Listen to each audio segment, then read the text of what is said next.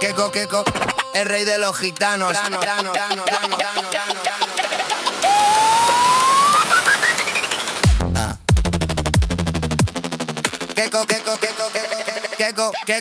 Kekos, el rey de los gitanos. Tengo una estrategia militar porque soy un gran estratega.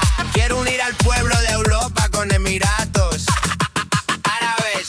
Por supuesto, yo soy un austrío y un borbón. Tengo Europa metido en el bolsillo. Yo pillo a la hija de Gaddafi por casamiento, representando los Emiratos Árabes. Mi reina Mora y yo, el emperador de Francia, asumiendo el liderazgo de toda Europa, creando los califatos europeos.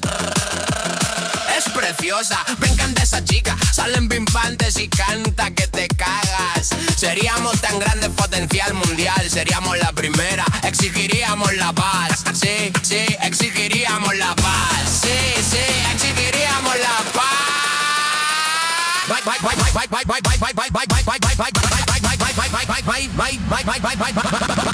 No hay paz en la tierra donde puedas escapar de mi vigía, pues yo tengo la mayor tecnología. Mi cerebro conectado con la CIA y con el FBI.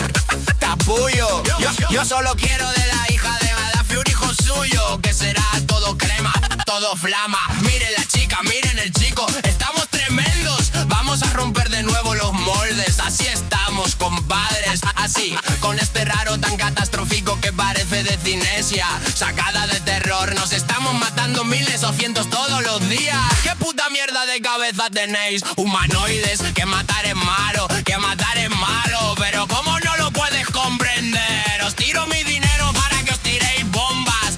Pues entonces no lo llamen democracia. No es por Dios, Dios solo tiene odio. Coño.